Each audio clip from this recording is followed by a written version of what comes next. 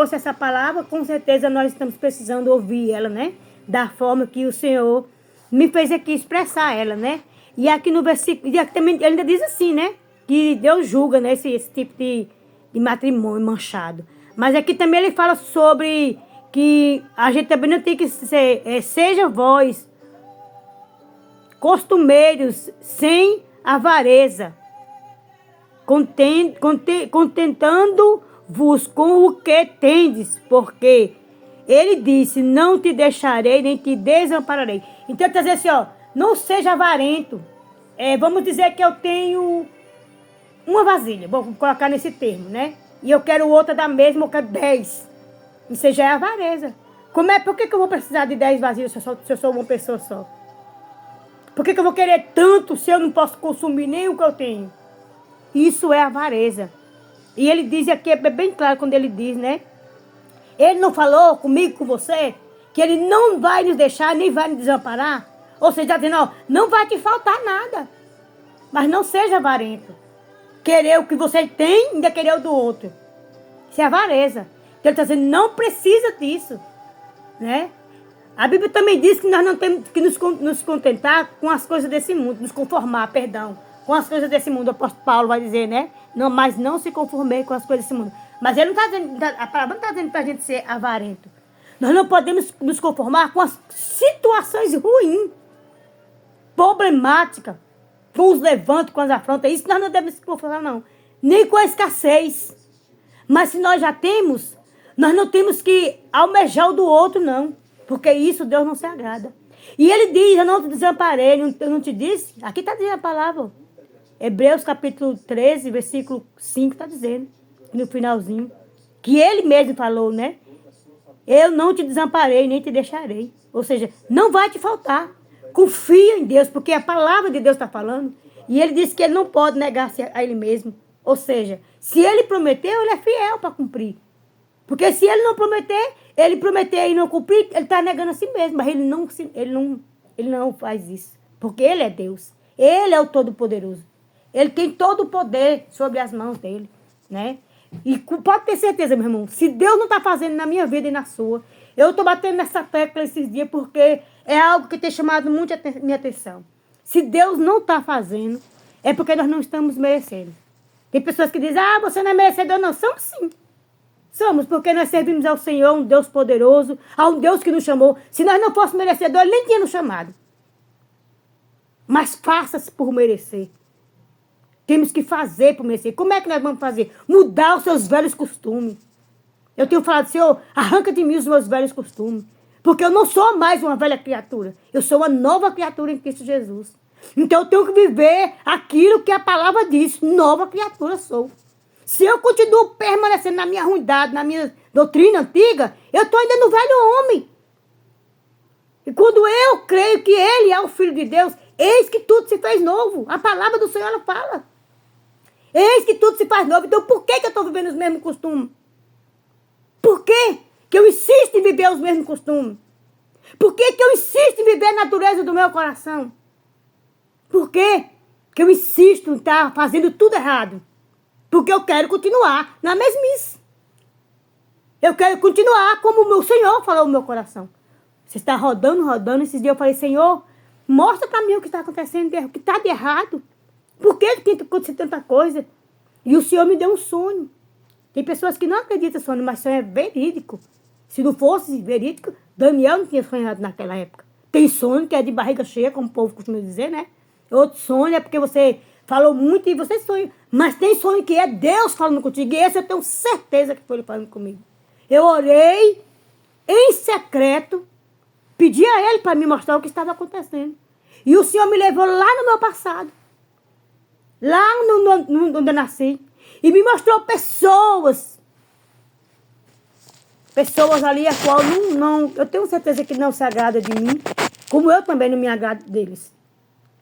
E ali o Senhor me mostrou, eu rodando em círculo. E Ele falava, meu coração, você rodou, você está rodando em círculo. Onde é que você está? Rodou e parou onde? No mesmo lugar que você estava. Agora, qual é a minha oração?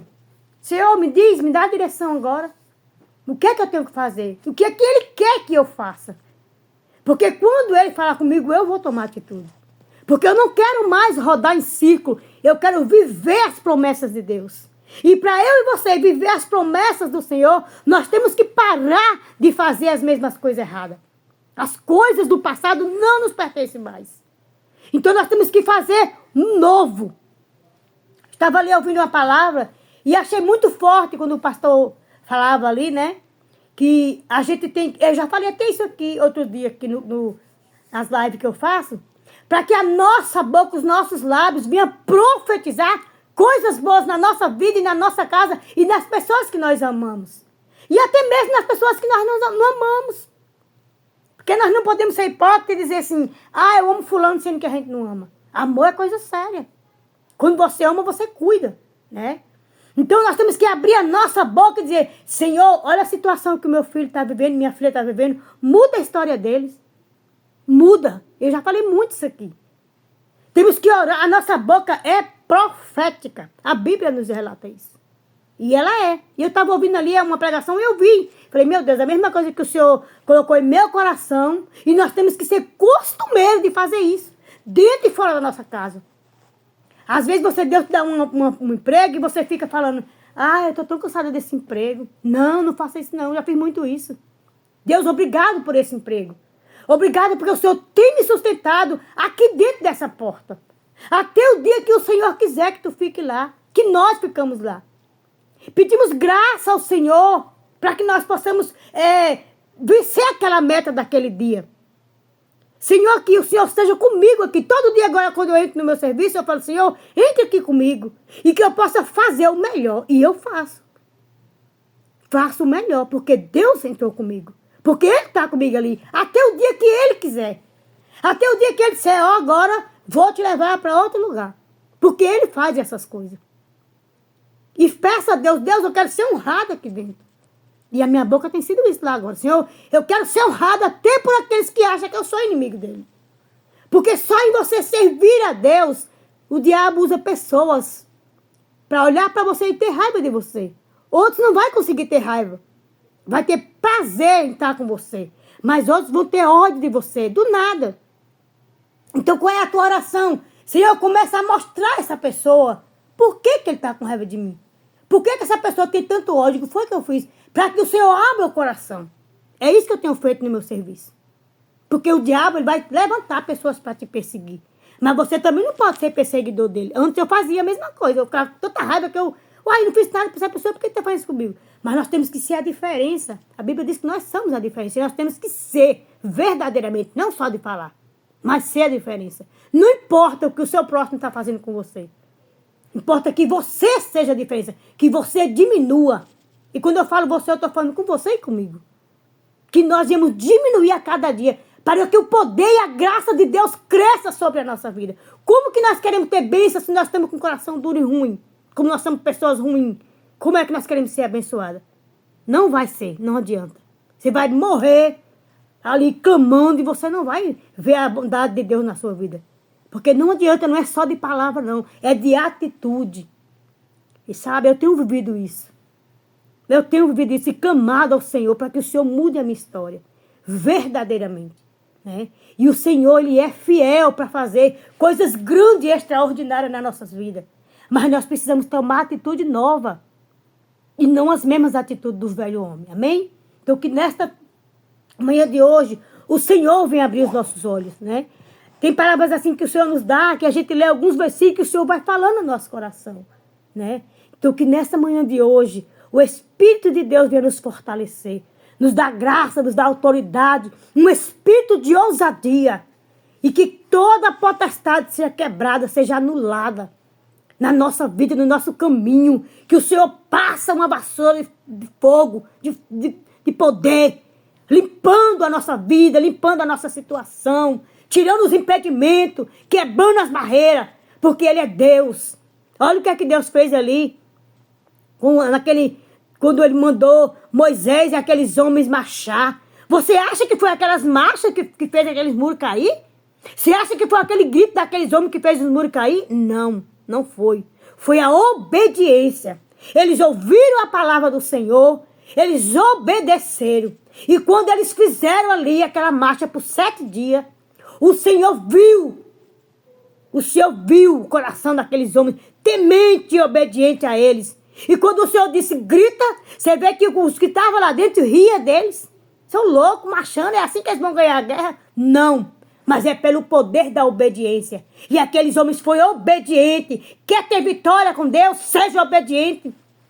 Quer ver a mão de Deus sobre a sua vida? Mude a tua situação. Mude a forma que você está vivendo. Seja homens e mulheres de Deus, fiel a Ele. Você não precisa ser fiel a homem, não. É fiel a Deus e obedecer a palavra, viver a palavra. Não adianta eu estar aqui todos os dias ministrando a palavra na sua vida e eu não estar vivendo ela. Eu tenho que viver a palavra de Deus. E é isso que eu quero para mim. Viver a palavra do Senhor. Porque foi isso que fez aqueles homens vencer aquela guerra. E aqueles muros cair por terra. Foi isso que fez, porque Deus enviou do céu, né? Veio, o poder de Deus desceu naquele lugar. E os muros, não só os muros caiu, era impossível aos olhos do homem aqueles muros cair. Porque a Bíblia vai dizer que aqueles muros eram tão fortes, era parede tão forte que carro andava ali por cima, ali em cima daqueles muros. Carros, né? Guerreiros, vários guerreiros ficavam ali. Como que gritos e machada, a pessoa marchando, ia derrubar aqueles muros. Isso é o poder da obediência. Então, se nós queremos ter vitória com Deus, nós precisamos ser obedientes a Ele. A palavra dEle e viver a palavra dEle. Não adianta, meus amados irmãos. Não adianta nós meditar na palavra do Senhor e não viver ela. Nós temos que viver a palavra de Deus, amém? Vamos continuar, porque hoje eu estou com tanta vontade de falar, porque eu recebo, porque Deus está falando no meu coração.